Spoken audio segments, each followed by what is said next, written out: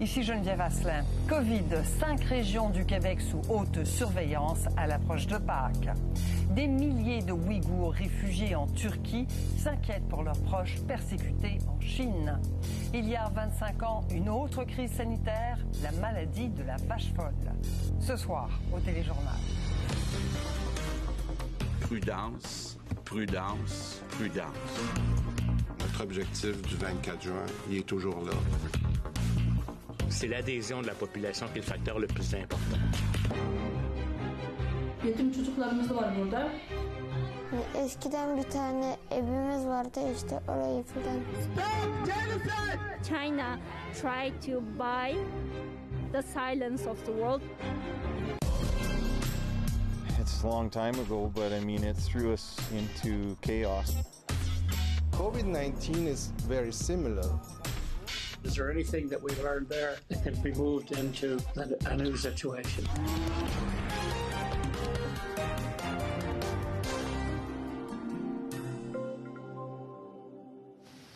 Bonsoir à tous. Le Québec n'échappe pas à la troisième vague de la pandémie, mais on ignore quelle ampleur elle atteindra. La longue fin de semaine de Pâques qui s'en vient sera un test. Déjà, 5 régions actuellement en zone orange sont suivies à la loupe parce qu'on y signale des éclosions majeures. Et le gouvernement Legault n'écarte pas d'y remettre en place des mesures plus sévères. Mais le Premier ministre compte d'abord sur les Québécois, à qui il demande encore un effort. Voyons d'abord les précisions d'Hugo Lavallée. Prudence, prudence, prudence. À quelques jours du congé pascal, le premier ministre y est allé d'une ultime mise en garde. Faute d'un redressement rapide, des mesures de confinement pourraient s'abattre sur le Québec pour la 3e fois. Je suis très franc avec vous. Là, actuellement, on a des scénarios pour augmenter, malheureusement, les restrictions. À Montréal, la situation reste stable, mais 5 régions inquiètent particulièrement, soit la capitale nationale, Chaudière-Appalaches, le Bas-Saint-Laurent, le Saguenay-Lac-Saint-Jean et surtout l'Outaouais. Ces 5 régions-là sont vraiment sous haute surveillance. De jour en jour, je dirais presque d'heure en heure, on regarde une par une les éclosions. Sur le terrain, plusieurs se montrent fatalistes. C'était prévisible à cause de la semaine de relâche, à cause du beau temps qui revient. Je pense que tout le monde est tanné d'être enfermé à la maison, de se couper de tout le monde. Moi, personnellement, j'aimerais mieux qu'on retourne en zone rouge. Je pense que c'est trop vite. Le gouvernement ne resserre pourtant pas, pour l'instant, les mesures en place. À quoi bon? Les règles déjà en vigueur ne sont même pas suivies, selon les plus récentes données de l'INSPQ. Les adultes jeunes, il y en a la moitié qui ne respectent pas les consignes dans les maisons. C'est l'adhésion de la population qui est le facteur le plus important. Parce que entre ce qu'on dit puis qu'on se prescrit puis ce qui se passe sur le terrain, c'est ce qui se passe sur le terrain qui va arriver. La présence policière sera tout de même accrue ces prochains jours et si la tendance ne s'inverse pas rapidement, une intervention plus musclée pourrait s'imposer. On pourrait revenir au rouge qu'on avait avant puis au couvre-feu à 8 heures, par exemple. Même à certains endroits dans le monde, il y a un couvre-feu à 6 heures, à 18 heures. Mais trouver le bon équilibre entre coercition et persuasion est de plus en plus difficile. Je pense qu'on est rendu au point de manquer un peu de motivation, effectivement. On continue à faire des gros sacrifices, mais nous ne semblons pas récolter des récompenses promises. Et je pense que c'est ça qui est problématique. Dans l'espoir d'enrayer la contagion, des vaccins destinés à Montréal seront redirigés vers les régions sous surveillance, comme l'avait plus tôt révélé Radio-Canada. Les rendez-vous déjà pris dans la métropole seront maintenus, mais des plages non comblées seront retirées. On avait ajouté des doses il y a quelques semaines à Montréal parce qu'on était vraiment à l'épicentre, puis il était normal de faire ça. Bien, je pense qu'il est normal aujourd'hui de faire l'inverse. Entre-temps, l'opération vaccination se poursuit. Le gouvernement se félicite d'avoir réussi à administrer une première dose à 1 300 000 Québécois avant le 31 mars. Et en dépit des déboires associés au vaccin d'AstraZeneca, il maintient le cap sur son objectif, avoir vacciné une première fois tous ceux qui le souhaiteront d'ici la fête nationale. Ici Hugo Lavallée, Radio-Canada, Québec. Alors, poursuivons avec notre chef de bureau à Québec. Bonsoir, Sébastien. Bonsoir, Geneviève. Alors, M. Legault préfère pour l'instant se remettre à l'effort des Québécois, mais on peut se demander si c'est pas trop tard dans les zones sous surveillance. Oui, on a l'impression, en fait, que les jeux sont déjà faits, puis que même si les gens changeaient drastiquement leur comportement, qu'ils s'enfermaient pendant 24 heures, ça aurait une influence minime sur le bilan sanitaire qui va sortir demain et après-demain et sur lequel le gouvernement va se baser pour prendre ses décisions. En fait, le bilan sanitaire, les chiffres vont démontrer si la tendance à la hausse se poursuit ou si elle ralentit, puis le gouvernement prendra ses décisions. Ce qui nous amène donc à constater que M. Legault a utilisé aujourd'hui une technique qu'il a beaucoup utilisée depuis le début de la pandémie, c'est-à-dire un mélange de transparence et de préparation des esprits. Quand il lance sur la place publique, il étudie des scénarios de durcissement des mesures dans les 5 régions ciblées. Il est transparent, oui, mais aussi il prépare les esprits. Donc, si ça se produit, le durcissement des mesures, les gens vont pouvoir se dire, bien, on avait été avertis. Si ça ne se produit pas, bien, les gens vont dire, ah ben c'est une belle surprise finalement, ça ne se produit pas. Mais disons qu'aujourd'hui, il y avait un peu de ça, préparation du terrain, préparation des esprits pour des décisions du gouvernement à venir demain ou après-demain. Alors dites-nous, qu'est-ce qui reste comme levier au gouvernement pour inverser la tendance? Bien justement, dans ces leviers-là, M. Legault évoque publiquement le couvre-feu, jouer sur le couvre-feu, le devancer. Puis c'est logique à partir du moment où on nous dit que le problème, ce sont les rassemblements illégaux. C'est pas mal plus le fun de faire le party jusqu'à 21h30 que de devoir arrêter le party à 20h. C'est même un pensez-y bien. Est-ce que ça vaut la peine de se rassembler jusqu'à 20h puis devoir être à la maison à partir de 20h? Donc, le couvre-feu, c'est certainement une mesure aux yeux du gouvernement qui est efficace, qui est simple à comprendre, simple à appliquer. Si vous ajoutez à ça aussi plus de présence policière, plus de répression policière, vous avez peut-être une recette gagnante. Est-ce que le gouvernement irait jusqu'à refermer des restaurants, des gyms, des salles de spectacle? Ça, ce serait étonnant, parce que d'abord, il a dit on ne jouera pas au yo-yo avec les commerçants, mais surtout, ces endroits-là n'ont pas été identifiés comme des lieux problématiques. Ce sont les rassemblements illégaux qui sont problématiques. Je vous le rappelle en ce moment. D'ailleurs, je ne sais pas si vous avez remarqué, mais quand Christian Dubé s'est fait questionner sur un gym où il y a une grosse éclosion ici à Québec, il a dit peut-être qu'on pourrait le fermer s'il ne respecte pas les mesures sanitaires. Donc, ça pourrait être un mélange de couvre-feu, plus de présence policière et des interventions chirurgicales dans les commerces à problème. Voilà. Merci beaucoup, Sébastien Bovet. Bonne soirée. Au revoir. Justin Trudeau appelle lui aussi au respect des règles sanitaires à l'approche du congé pascal. Il rappelle que la vaccination progresse à grands pas. Un Canadien sur 8 a été vacciné et qu'elle va encore s'accélérer. 5 millions de doses de Pfizer arriveront au pays plus vite que prévu dès juin. Mais c'est trop peu, trop tard aux yeux de l'Ontario qui est frappé de plein fouet par la 3e vague. Louis Blouin. Une visite sur la ligne de front. Justin Trudeau veut encourager les Canadiens à se faire vacciner et donner l'exemple jusque dans les moindres gestes. Les cas liés aux variants augmentent. Ce n'est pas le temps de baisser la garde, prévient le premier ministre. C'est très important d'éviter une augmentation après Pâques si on veut continuer le printemps dans la meilleure position possible. Gagner du temps pendant que la campagne de vaccination continue.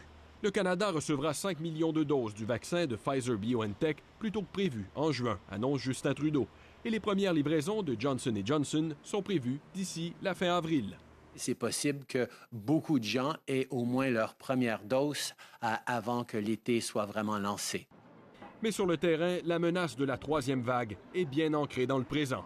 L'Ontario est frappé de plein fouet et vient d'enregistrer plus de 2300 nouveaux cas en une seule journée. Le premier ministre de l'Ontario fait planer la menace de nouvelles restrictions. Toutes les options sont sur la table, dit-il, alors que dans la population, la fatigue se fait sentir. Les gens ont des familles à nourrir. En même temps d'accélérer les vaccinations de gens, je pense que ça pourra résoudre le problème du COVID. Mais l'opération vaccination dans la province connaît des ratés. Des centres sont temporairement fermés, faute de doses. Doug Ford rejette la faute sur Ottawa, demande plus de vaccins et de meilleures garanties dans le calendrier des envois.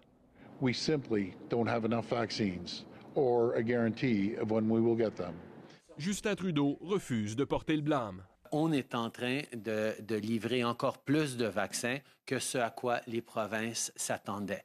Pour Justin Trudeau, la partie n'est pas gagnée. Même s'il a respecté ses objectifs de livraison, le premier ministre reste une cible facile pour les provinces quand la machine ne tourne pas rond. Ici Louis Blouin, Radio-Canada, Ottawa. Alors, je retrouve cette fois notre chef de bureau à Ottawa. Bonsoir, Madeleine. Bonsoir, Geneviève. Alors, l'état des choses va peut-être forcer le gouvernement Trudeau à revoir ses plans, là. Oui, ça aurait dû être une journée où le gouvernement se pète les bretelles. Le mois de mars s'achève et l'objectif initial du gouvernement, c'était d'avoir obtenu 6 millions de doses au plus tard demain. Mais finalement, le Canada devrait avoir reçu 9,5 millions de doses d'ici la fin de la semaine. Donc, c'est vrai que le pays trône pas au palmarès des pays qui ont vacciné le plus haut taux de leur population, mais le gouvernement Trudeau passe quand même un test. Et au cours des dernières semaines, on se disait que la vaccination serait un des facteurs principaux qui déterminerait si on aurait ou non des élections quelques semaines après le budget. Mais là, avec une troisième vague, on l'a entendu, hein, Justin Trudeau a été poussé à envoyer des messages de prudence, à répliquer aux critiques de Doug Ford. Donc, ceux qui pensaient qu'on aurait des élections ce printemps, les libéraux qui espéraient peut-être ce scénario-là, vont devoir le ranger dans une petite boîte, ce scénario, et le ressortir à la fin de l'été peut-être ou aussi à l'automne. Mais est-ce qu'on peut vraiment l'écarter pour de bon pour des élections printanières, en tout cas? Ça serait périlleux pour moi hein, d'écarter complètement ce scénario-là parce que le baromètre électoral, il peut bouger rapidement. Et de toute façon, le gouvernement ne peut pas l'écarter complètement, ne peut pas ouvrir carrément son jeu parce que ça donnerait beaucoup trop de pouvoir à l'opposition qui pourrait commencer à négocier des pans du budget. Et on l'a vu dans le reportage de Louis hier, les libéraux se préparent. L'opposition aussi huile sa machine électorale. Il y a une expression, Geneviève, qui dit « Qui veut la paix, prépare la guerre ». Voilà. Madeleine Desmarais à Ottawa. Merci beaucoup. Au revoir. Et si le scénario électoral repose beaucoup sur la vaccination, le gouvernement devra surtout miser sur les doses fournies par Pfizer, par Moderna et bientôt par Johnson & Johnson. Parce que la confiance envers l'autre vaccin disponible, celui d'AstraZeneca, est ébranlée, on le sait. Toutes les provinces, sauf la Nouvelle-Écosse, ont d'ailleurs cessé de l'offrir aux 55 ans et moins. Et les Québécois plus âgés pourront même le refuser. Normand Grondin. Le chemin de croix du vaccin AstraZeneca se poursuit. Non seulement il n'est plus recommandé aux Canadiens de 55 ans et moins, mais Québec va également offrir aux plus de 55 ans d'accepter ou non de le recevoir via le site Clic Santé. Ce qu'on va faire dans les prochains jours, c'est qu'on va s'organiser pour que des endroits de vaccination et des plages de vaccination soient clairement indiqués qu'elles sont de AstraZeneca. Jusqu'ici, à peine 1 des Québécois avaient refusé de recevoir ce vaccin au moment de leur rendez-vous. À la lumière des informations récentes concernant les possibles rares effets secondaires observés en Europe, ce nombre pourrait augmenter. Je dirais que franchement, là, il devrait retirer ce vaccin-là. Je trouve ça un peu risqué. Moi, j'ai eu le vaccin, j'ai eu le Pfizer, j'ai eu une dose, mais AstraZeneca, je pense que je ne m'essayerai pas. Pourtant, tout le monde s'entend, il s'agit d'un excellent vaccin. Au Québec, on n'a eu aucun problème avec le vaccin AstraZeneca. C'est totalement sécuritaire pour les personnes de plus de 55 ans. Le meilleur vaccin pour vous, c'est le premier vaccin qu'on vous offre. En Europe, la France et maintenant l'Allemagne ont, comme le Canada, suspendu la vaccination des personnes de 60 ans et moins avec AstraZeneca. Les Allemands qui ont observé plusieurs cas de ces effets secondaires rares parmi leur population devrait bientôt rendre public de nouvelles données à ce sujet. On en saura plus dans quelques jours. Il y a quand même une alerte qui a été donnée, mais il y a d'autres analyses qui sont en cours. C'est sûr qu'on pourrait se dire qu'on continue pendant qu'on analyse les données, mais s'il arrivait un événement indésirable, après ça, on le regretterait peut-être. Alors, c'est plus prudent. Heureusement, le Canada dépend très peu d'AstraZeneca pour sa campagne de vaccination. Ici Normand Grondin, Radio-Canada, Montréal.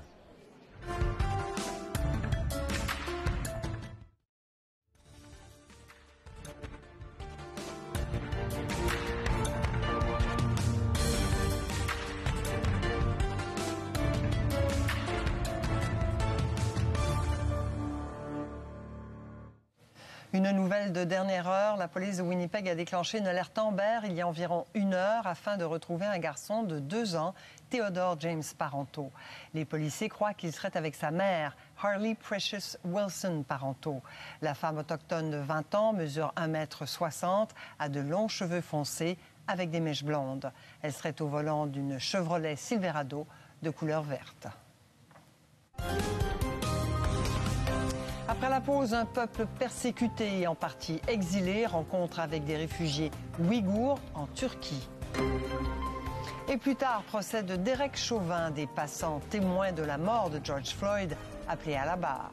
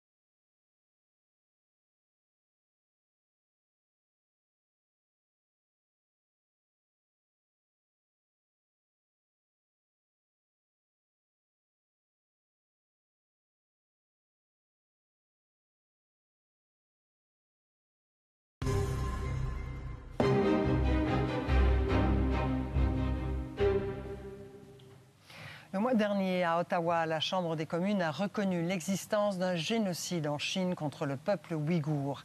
Depuis des décennies, cette minorité musulmane qui vit dans la région du Xinjiang est persécutée. Détention arbitraire, travaux forcés, stérilisation des femmes, torture. Des conditions qu'ont réussi à fuir des milliers de Ouïghours en se réfugiant en Turquie, pays avec lequel ils ont des liens culturels. Mais ils continuent de vivre dans la peur pour leurs proches restés en Chine et pour eux-mêmes aussi. Pour le deuxième reportage de sa série en Turquie, notre envoyé spécial à Istanbul, Marie-Ève Bédard.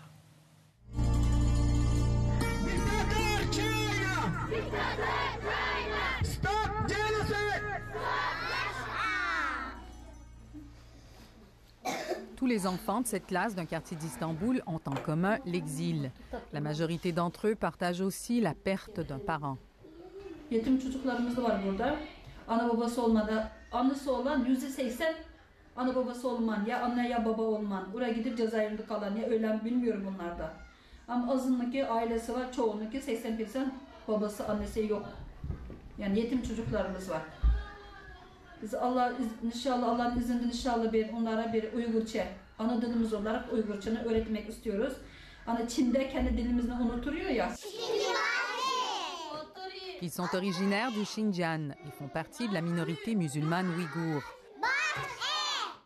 Rehangul, une de leurs enseignantes, habite Istanbul depuis plusieurs décennies, mais elle avait l'habitude de revenir souvent chez elle. 11 sene önce gittim memlekete. Gittiğim zaman şu teyzemdeki kızı Fatıma. Şu. Bu doğumdan sonra bir gün hastaneye gitti. Ben Urla'dım. Çocuk kadın yüremiyor. Dedim niye yüremiyorsun? Hani mahallenin muhtarı var ya. Muhtar alıp bunu hastaneye getiriyor. Rahim ağzına koymuş ki çocuklar olmasın diyerek. Dedim kızım niye böyle yaptın? Teyze dedi mecburuz dedi. Elle n'est plus jamais retournée en Chine. Elle a perdu tout contact avec sa famille, une séparation forcée qui lui ronge l'existence. Şimdi şöyle telefon yapamıyoruz, konuşamıyoruz. Oradakilerden de telefon açtığımız zaman sizin de aradığınız numara yanlış diyor. Bu numarada öyle biri yok diyor. Kaç kere aradık, denedik. En son olmayınca ben de aramadık yani sonra. Ama şu anda Bildim yani 30'un fazla akrabası diyelim çevre hiçbiri şu anda hiçbirinden haber mümkün değil alamıyoruz 11 seneden beri. Les défenseurs des droits estiment que plus d'1 million de Ouïghours et d'autres minorités musulmanes du Xinjiang sont ou ont été détenus dans des camps là-bas. Ils accusent la Chine d'avoir stérilisé de force des femmes et imposé des travaux forcés. Eskiden bir tane evimiz vardı işte orayı filan eski arkadaşlarıma filan öyle. Ama arkadaşlarımın yüzünü filan hatırlamıyorum. Abdul Malik a 11 ans. Il se retrouve seul en Turquie après une cavale qu'il a menée du Xinjiang à l'Égypte avec ses grands-parents, puis ici, en banlieue d'Istanbul. Çocukların bu ana babalar olmayan çocukları çok zor.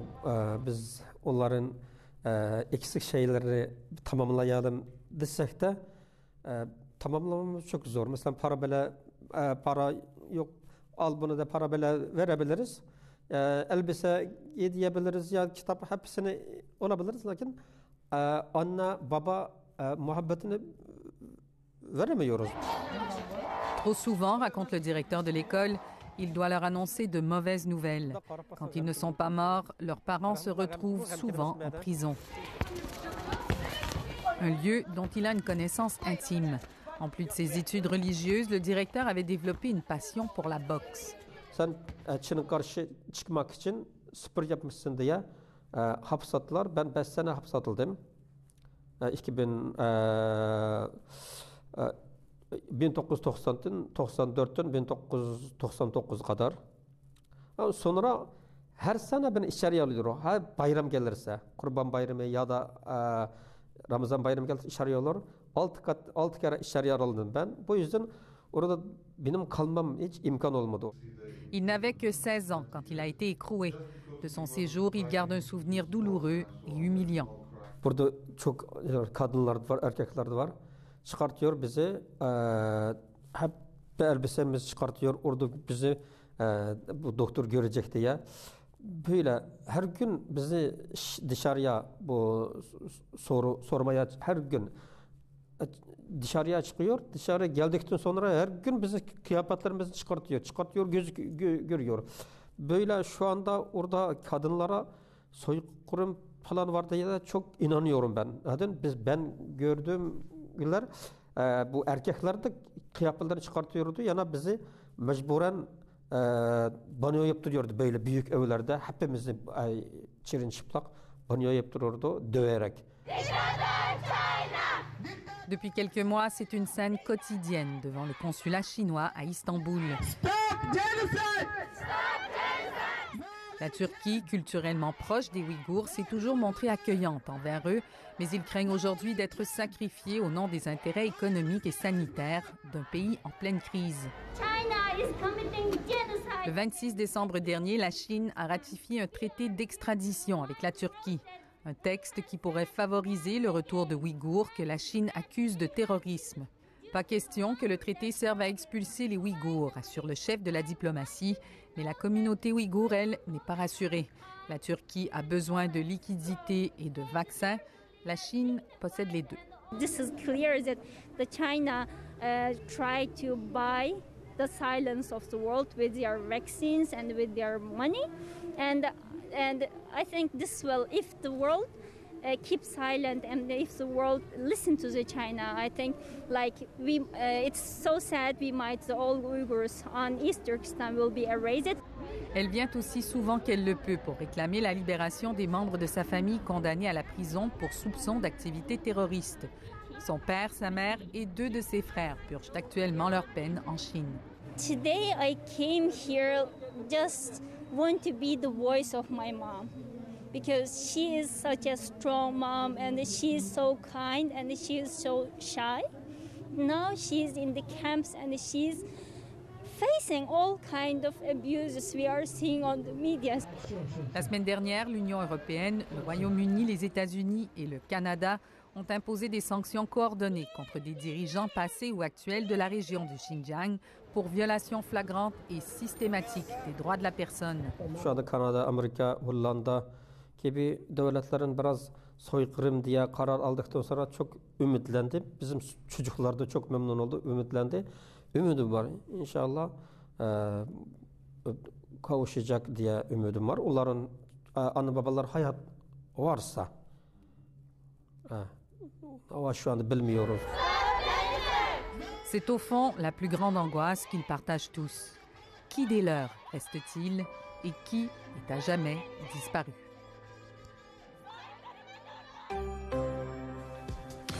Procès de l'ex-policier accusé du meurtre de George Floyd, Derek Chauvin a maintenu la pression sur le cou de la victime malgré les appels des passants. Une maladie animale qui tue les humains, la crise de la vache folle 25 ans plus tard. Et des artistes d'ici sortent de l'ombre pour parler de leur bipolarité.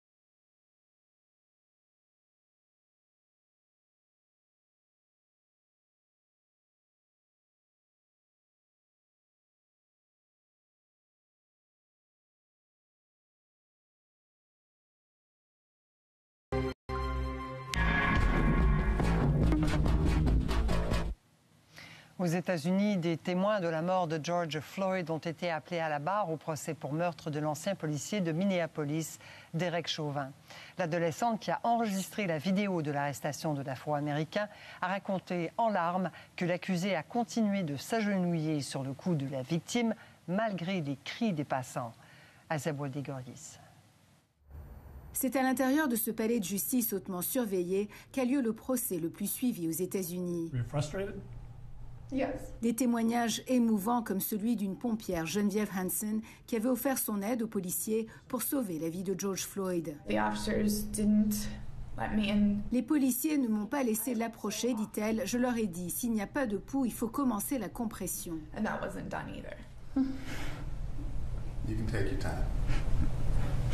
Mais le témoignage le plus poignant fut celui de Darnella Fraser. C'est elle qui a filmé pendant près de 10 minutes cette vidéo devenue virale. Elle n'avait que 17 ans et se rendait au dépanneur avec sa cousine de 9 ans qui a aussi témoigné. When I look at George Floyd, I look at my dad, I look at my brothers, I look at my cousins, my uncles, because they are all black. Quand je vois George Floyd, dit-elle, je vois mon père, mes frères, mes cousins, mes oncles, parce qu'ils sont tous noirs. I stayed up apologizing to George Floyd for not doing more and not physically interacting and not saving his life. Je n'ai pas dormi ce soir-là, j'ai fait de l'insomnie. J'ai demandé pardon à George Floyd de ne pas avoir fait plus pour sauver sa vie. Plus tôt dans la journée, un autre témoignage accablant de Donald Williams, un agent de sécurité et expert en arts martiaux. Il a prié Derek Chauvin d'enlever son genou, imploré les autres policiers à maintes reprises, mais en vain. They were not listening to anything that I was telling them. I felt like I had to speak out. Il ne m'écoutait pas, dit-il, il fallait que je parle pour Floyd. Le policier n'avait aucune réaction, aucune émotion. Lorsqu'il tentait de se rapprocher, le policier tout à haut l'avertissait de ne pas dépasser la courbe. Je crois avoir été témoin d'un meurtre, dit-il à l'opératrice du 911, après que l'ambulance eut transporté le corps inanimé de George Floyd. Le genou du policier était toujours sur le cou de George Floyd alors que l'ambulance était déjà arrivée. Si on ne peut obtenir justice pour ce cas, dit le frère de George Floyd, qu'est-ce que ça pourrait bien prendre ? La vérité sort enfin au grand jour, dit une des jeunes témoins. La plupart des adolescents qui ont témoigné aujourd'hui semblent être marqués à vie par la mort de George Floyd. À la question « Reconnaissez-vous le policier Derek Chauvin ?», l'une d'entre elles a sangloté. Les témoignages et contre-interrogatoires se poursuivent demain. Ici Azeb Ouadlegorgis, Radio-Canada, Minneapolis.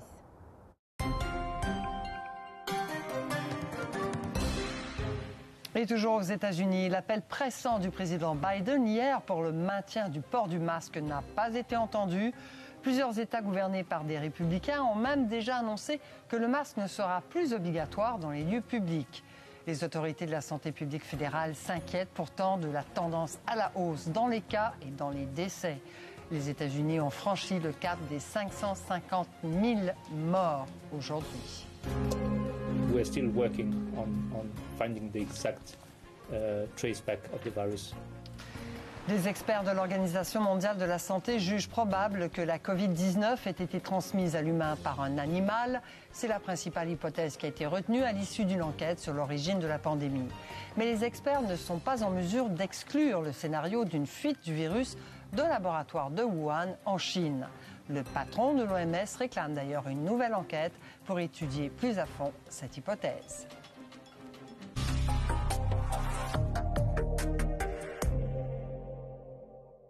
Bonsoir Gérard. Bonsoir. Alors l'entreprise de Québécoise Dialogue entre en bourse. Oui, une entreprise qui a développé une application mobile de télémédecine. Donc pour prendre rendez-vous avec un médecin, pour prendre rendez-vous avec une infirmière ou un infirmier ou du personnel médical. Et c'est vraiment une application qui est utilisée par les entreprises. Il y a des dizaines de milliers d'entreprises au Canada qui utilisent justement la plateforme de Dialogue. Aujourd'hui, le lancement à la Bourse de Toronto de Dialogue, 12 $. Et l'action à l'ouverture était à 14,50 $.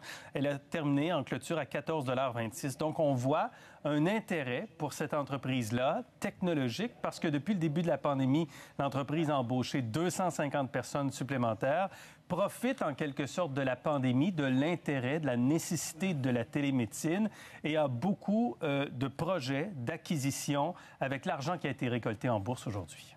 Aujourd'hui, on a récolté 100 millions et la raison principale qu'on a décidé de faire ce projet-là, c'est pour nous donner les moyens pour les fusions et acquisitions. Dans les dernières 3 années, on a fait 4 acquisitions qui ont eu beaucoup de succès et qui ont ajouté à notre valeur de l'entreprise. Donc, on va en faire plus dans le futur. Et une autre entreprise québécoise, en fait, le producteur en serre de Mers va doubler de taille. Oui. On a annoncé un gros investissement. Gros investissement, producteur de fruits, de légumes, qui va doubler essentiellement sa capacité de production, qui est déjà installée à Drummondville et à Lévis. Investissement de 70 millions de dollars à Lévis, au sud de Québec, pour créer une serre de 15 hectares, ce qui est quand même immense. Ce sera l'une des plus importantes serres du Québec qui sera développée. 150 emplois seront créés, vont s'ajouter aux emplois déjà existants. Et le gouvernement du Québec prête 30 millions de dollars donc pour cette serre-là. Regardez les images aujourd'hui qui ont été présentées et qui montrent véritablement qu'on va doubler la production et même un peu plus de 7 500 tonnes à 17 500 tonnes par année. Et une fois que le complexe de serre en activité sera véritablement en activité, le ministère de l'Agriculture va verser une subvention qui pourra atteindre 23 millions de dollars. Rabais d'électricité, parce qu'Hydro-Québec, le gouvernement, veut encourager le développement des serres de 2022 à 2030, cette subvention pour l'entreprise. Merci beaucoup, Gérald. Au revoir. Au revoir.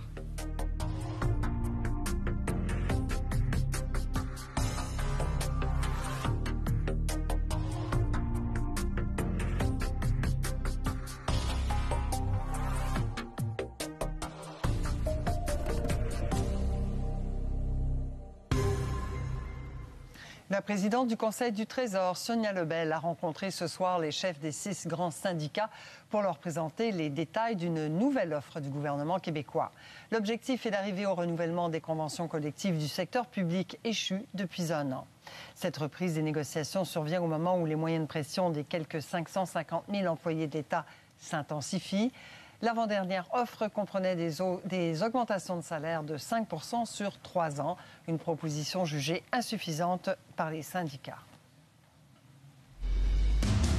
So we lost a lot of young cow producers at that time.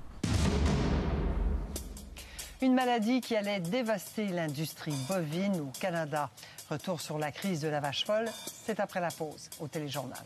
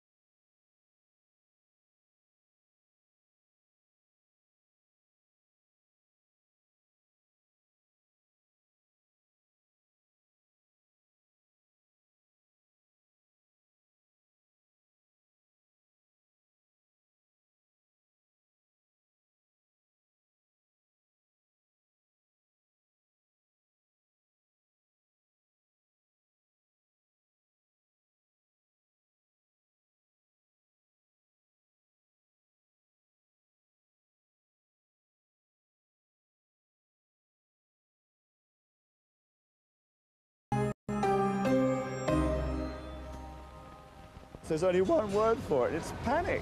So our industry is bleeding to death.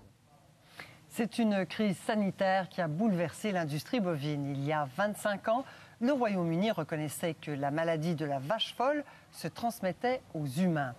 La terrible infection neurologique a tué plus de 200 personnes dans le monde et forcé l'abattage de 4,5 millions de bêtes. En 2003, la crise s'est même transportée au Canada.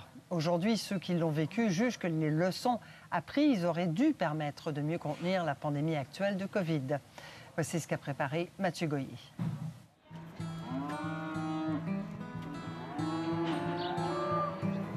En Alberta, le bœuf est roi.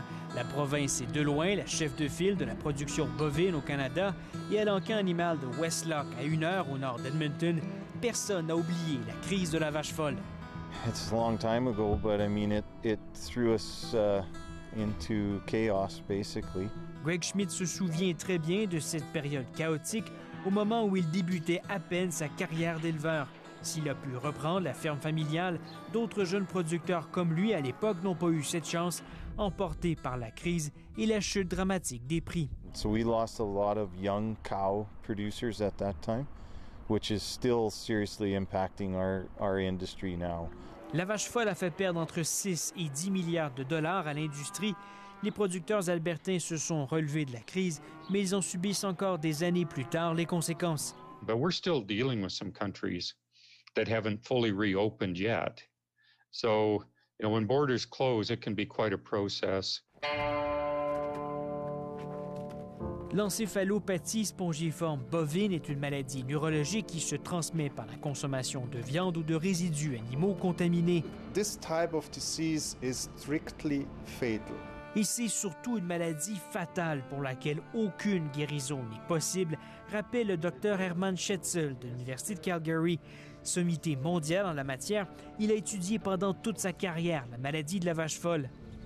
Le Canada avait beau avoir banni dès 1997 les additifs à base d'animaux dans l'alimentation bovine, une première vache infectée par la maladie est détectée en Alberta le 20 mai 2003. Même si cette année s'était écoulée, le professeur Schetzel croit que les autorités canadiennes étaient mal préparées pour affronter la crise. So they had to improvise a little bit. They had to bring in the expertise and but it was going very fast. The objective is to address the urgent needs of... Lyle Van Cleef est alors ministre fédéral de l'Agriculture dans le gouvernement chrétien. Il admet aujourd'hui que le premier cas de transmission de l'autre côté de l'Atlantique n'a pas particulièrement alerté les autorités canadiennes en 1996. I probably heard about it on the media out of the UK. Did I personally give it thought about, there's a possibility of that problem happening other than the UK? We only had the confirmation at final confirmation at 9 o'clock this morning. Rapidement, c'est la panique après la découverte du premier cas. Les États-Unis annoncent aussitôt qu'ils stoppent l'importation de bœuf canadien. La secrétaire américaine à l'agriculture ne prend même pas la peine d'avertir son homologue canadien. No, there was no discussion by her with me directly. Alberta State. Dans les mois qui suivent, c'est toute la classe politique canadienne qui se mobilise pour venir à la rescousse du bœuf canadien. Après d'intenses efforts de dépistage et l'abattage de plus de 3000 bêtes, les marchés d'exportation recommencent à acheter du bœuf canadien petit à petit à l'automne 2003. La crise a causé d'énormes torts, mais elle a aussi eu des effets positifs, reconnaissent ceux qui étaient au cœur de la tempête. I think the gain was the value of having a tracking and tracing system. There's only been 2 cases since 2015, and those were in Europe. 25 ans plus tard, une autre crise sanitaire secoue la planète. Est-ce que des leçons de la vache folle auraient pu servir à atténuer les effets de la pandémie de COVID-19? Herman Schetzel en est convaincu. Well, there are lots of similarities. Même si leur gravité n'est pas du tout la même, les deux infections auraient pu être évitées si la santé de l'environnement et des animaux était mieux protégée. Le professeur Schetzel évoque le concept de santé globale où les humains finissent par souffrir des problèmes qui affectent l'environnement et les animaux. It's a one health problem, right? You could have prevented it working on the environment and the animal side, then there would not be a human problem. COVID-19 is very similar. It started as an animal disease, and went into human.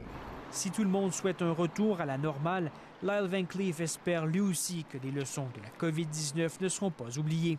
It may not be the same type of crisis, but you have to look back and say, okay, what did we learn? Is there anything that we learned there that can be moved into a new situation? À Westlock, les comparaisons entre les deux crises se font naturellement. Après la vache folle, la COVID aura elle aussi mis à l'épreuve la résilience des producteurs. COVID, hopefully it has the same effect, that we come out maybe more efficient and able to handle crises as they come, because it seems like they're coming a little more often than they did in the past. So. Aussi bien se préparer après avoir appris des précédentes.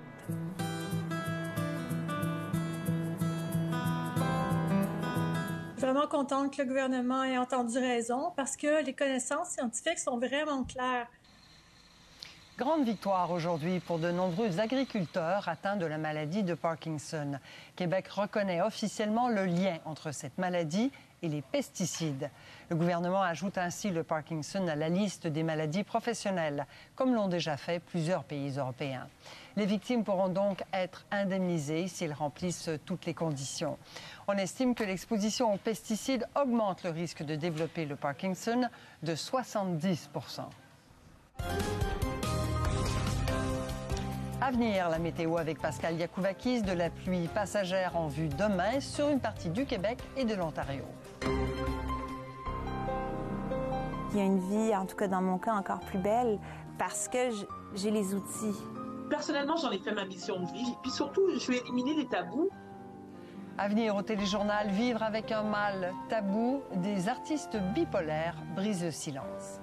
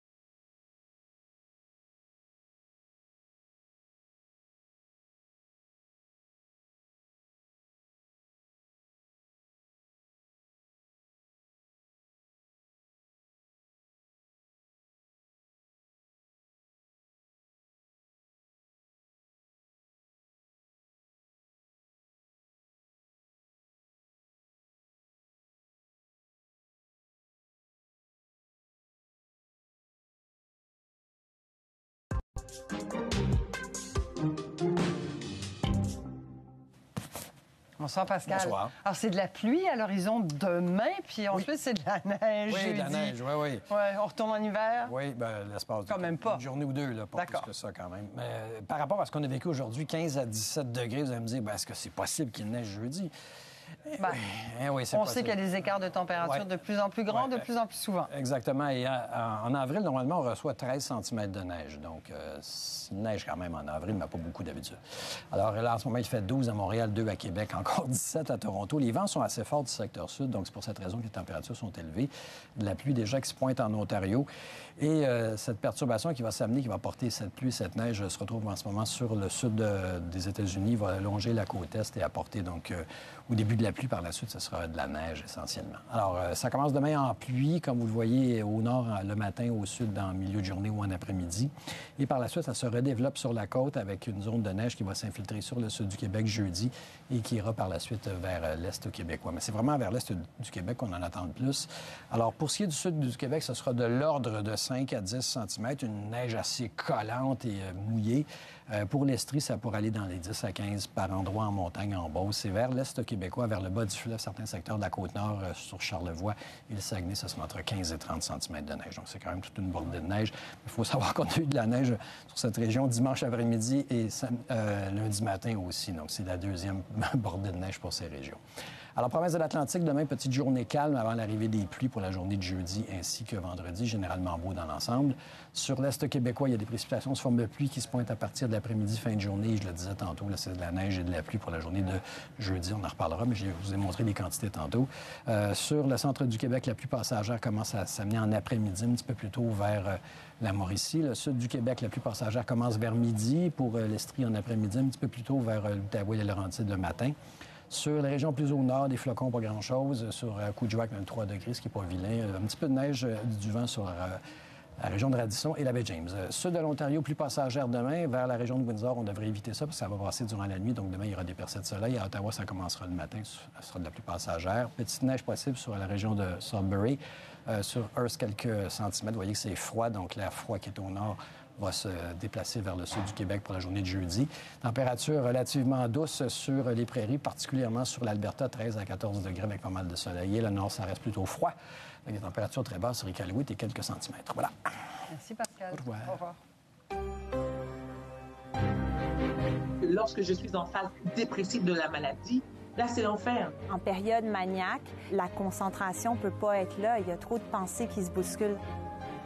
À venir au téléjournal, des artistes atteints de bipolarité témoignent des hauts et des bas qu'ils vivent.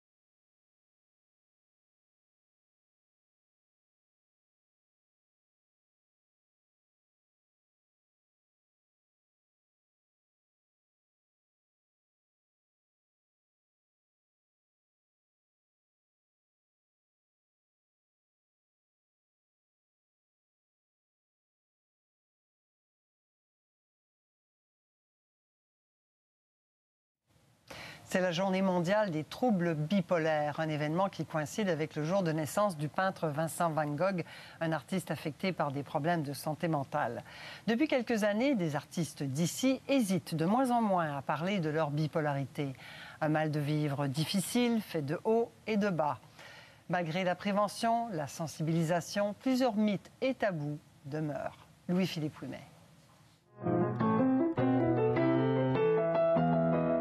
Le trouble bipolaire n'a rien de romantique et des artistes acceptent de plus en plus d'en parler. C'est pas du tout romantique, le trouble de santé mentale. Quand on est réellement dans une phase dépressive clinique, qu'on n'arrive pas à se lever de son lit, qu'on est constamment habité par des cycles de pensée suicidaires, je vois pas comment ce serait possible de créer quelque chose.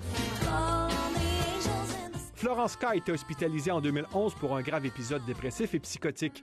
En 2017, le diagnostic tombe, trouble bipolaire. En période maniaque, quand on est survolté, quand il y en a trop, la concentration peut pas être là. Il y a trop de pensées qui se bousculent dans la tête. Je sais très bien que je n'ai pas choisi cette maladie. Chaque personne atteinte de trouble bipolaire a une histoire différente. L'ancienne animatrice de Musique Plus, Varda Étienne, était parfois dysfonctionnelle à cause de ces épisodes de manie et de dépression. Ma vie est en train de s'écrouler. Carrément, je perdais, ça m'a coûté mon premier mariage, entre autres. J'ai une certaine confiance en moi que j'ai acquérie grâce à la manie. Mais il y a l'autre côté de la médaille qui fait que lorsque je suis en phase dépressive de la maladie, là, c'est l'enfer. Environ 2% de la population vit avec un trouble bipolaire, dont les artistes Kanye West et Mariah Carey. Au Québec, les témoignages de Mara Tremblay, de François Vinticotte, de Michel Mambara et de Michel Courtemanche ont permis de mieux comprendre la maladie. Personnellement, j'en ai fait ma mission de vie. C'est vraiment très important pour moi parce que je pense qu'en tant que personnalité publique, j'ai une certaine responsabilité.